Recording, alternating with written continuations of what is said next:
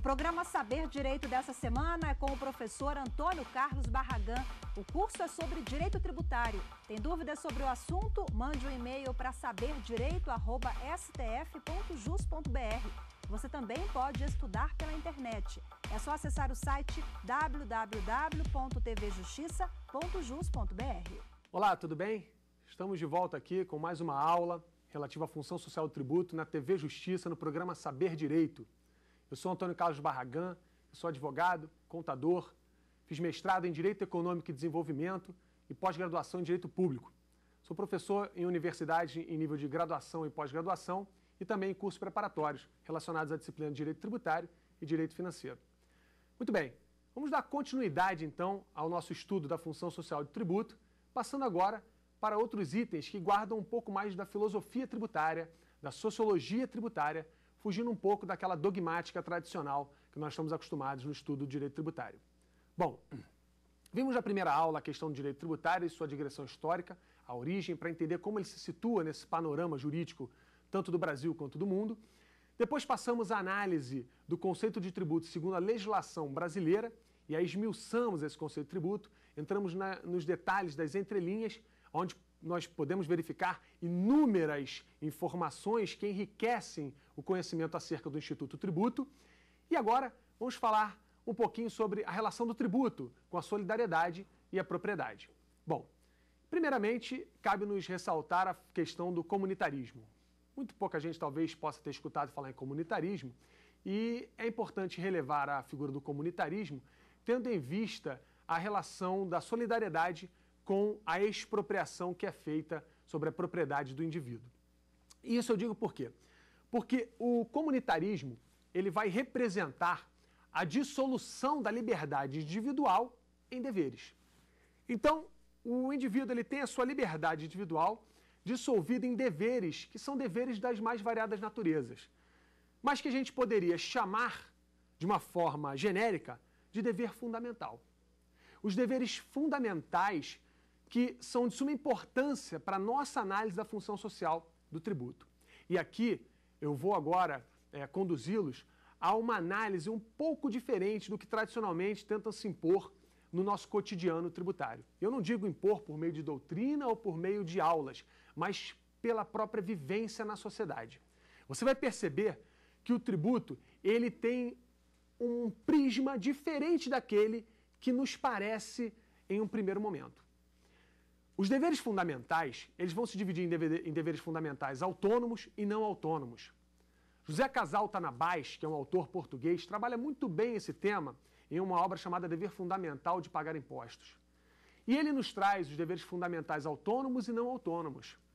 Os deveres fundamentais autônomos são aqueles que excluem ou limitam direitos.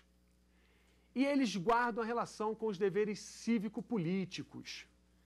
Então, são deveres que muitas vezes se apresentam até mesmo como munus público, como um encargo. E eles vão ser deveres fundamentais do indivíduo perante a nação.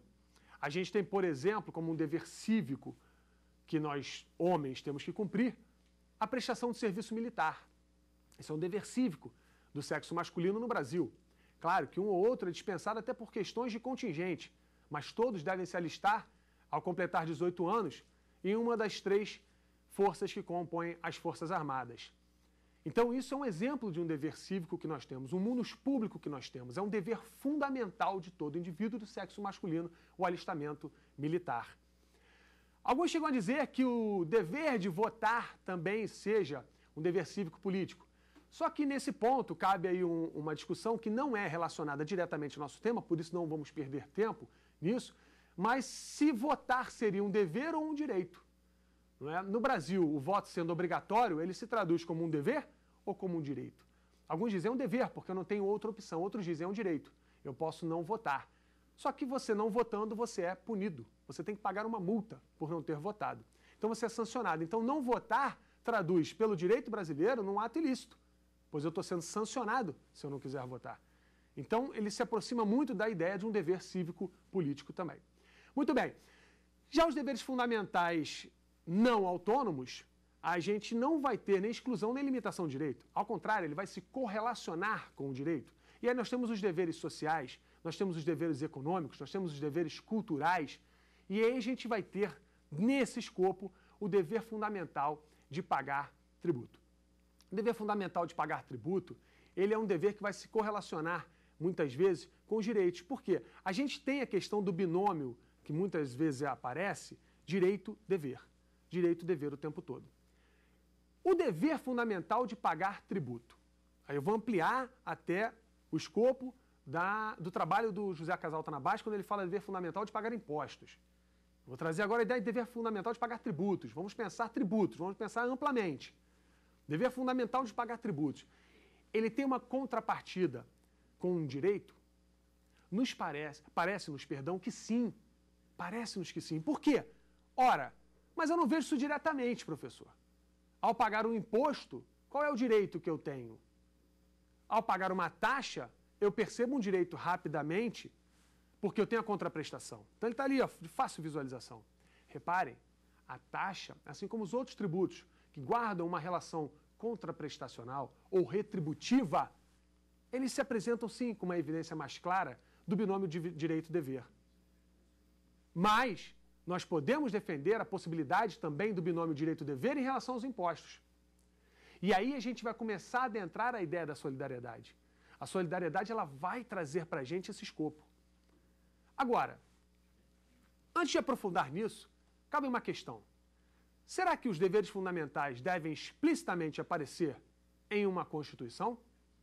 Será que a Carta Magna deve ter um título, uma seção, disposta especialmente para os deveres fundamentais? Entendo que não. Veja, por exemplo, a Constituição da República do Brasil de 1988. A nossa Constituição tem um capítulo tratando dos direitos fundamentais, mas não faz da mesma forma em relação a deveres fundamentais. E por quê? Porque não é necessário. Os deveres fundamentais são intrínsecos ao exercício de uma cidadania na sociedade. Os deveres fundamentais decorrem da própria ideia de solidariedade que deve haver entre todos os integrantes daquele grupo. Não há como se conceber a manutenção de uma sociedade sem que exista a solidariedade. Não há como se conceber a possibilidade de se estruturar um Estado em que todos venham a convergir, na medida das suas possibilidades, recursos para custear o Estado, se não houver a solidariedade por parte deles. Se não houver uma ideia de mutualismo, todos se ajudando, todos contribuindo para um bem comum. Então, evidentemente que o dever fundamental não tem a necessidade de aparecer explicitamente, porque ele já é intrínseco a qualquer Estado democrático de direito. Já o direito fundamental, eu tenho que estabelecer, porque o direito fundamental ele vai limitar a ação estatal. Então eu coloco ele de forma expressa, para que o Estado saiba exatamente o limite até onde ele pode ir no exercício daquele direito. E aí entra a questão da nossa soberania. A soberania e inclusive o aspecto da soberania fiscal. A soberania se torna relevantíssima para o estudo da função social do tributo. Vamos à primeira pergunta de hoje. Temos uma pergunta de um estudante. A solidariedade é um princípio justificador da tributação? Solidariedade é um princípio justificador da tributação. Essa foi a pergunta do aluno, do estudante. Bacana. Sim, a minha resposta para você. A solidariedade é um tributo justificador da tributação. De que forma essa solidariedade vai justificar a tributação? Veja bem, a gente pode fazer uma análise pegando um caso hipotético de um indivíduo que não tem recursos para pagar um plano de saúde privado, que não tem recursos para pagar educação privada para seus filhos e que não tem recursos suficientes para ser um contribuinte do imposto de renda. Ele tem uma renda baixa. Como fazer para que esse indivíduo tenha acesso aos serviços públicos? Como fazer para que as necessidades desse indivíduo possam ser atendidas? Por meio da tributação, eu consigo fazer isso. Eu consigo trabalhar a tributação de modo a atender às necessidades desse indivíduo. Ora, mas ele não participa da tributação. Vamos corrigir essa análise. Ele não participa diretamente ou explicitamente da tributação, mas de modo indireto ele também está participando da tributação. E a solidariedade vem a partir do momento em que aqueles que têm recursos para contribuir com mais, aqueles que podem entregar parte maior de seu patrimônio para o Estado, para garantir aquela saúde pública para aquele indivíduo, a educação pública para aquele indivíduo e atender a todas as necessidades daquele indivíduo que não tem capital suficiente para remunerar o Estado, para sustentar o Estado, para prover essas necessidades, tenha acesso a esses bens e direitos que são fundamentais para a sua existência. Então a solidariedade justifica a tributação. A solidariedade vai sim ser justa causa para a tributação. Eu vou tributar para garantir a solidariedade. Aqueles que têm mais contribuindo para os que têm menos. Aqueles que têm mais entregando recursos para que o Estado possa prover aqueles que não têm recursos para terem acesso a serviços de bens de qualidade. Essa é uma realidade brasileira.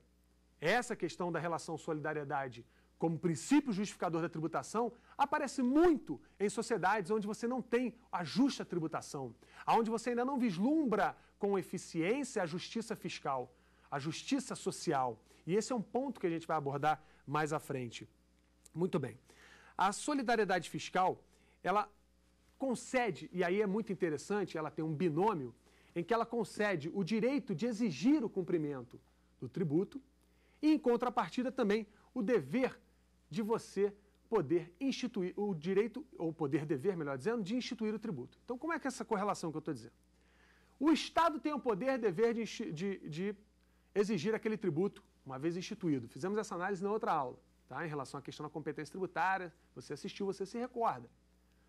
Então, eu tenho de um lado o Estado exigindo aquele tributo, impondo aquele tributo, e eu tenho, do outro lado, o direito do indivíduo de exigir também a contraprestação do Estado, um retorno do Estado. Ah, o imposto não é um tributo vinculado.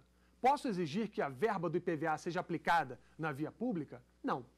Pela estrutura jurídica do imposto, pelo artigo 167, inciso 4º da Constituição, a receita proveniente de impostos não pode ser vinculada, não é vinculada, em regra, não, a fundo de despesa pública ou órgão público.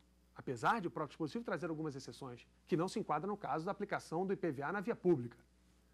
Ora, então eu não posso exigir que o meu governante aplique IPVA na via pública? Falando do ponto de vista positivista, não. No entanto, o artigo 37 caput da Constituição nos traz o princípio da moralidade administrativa.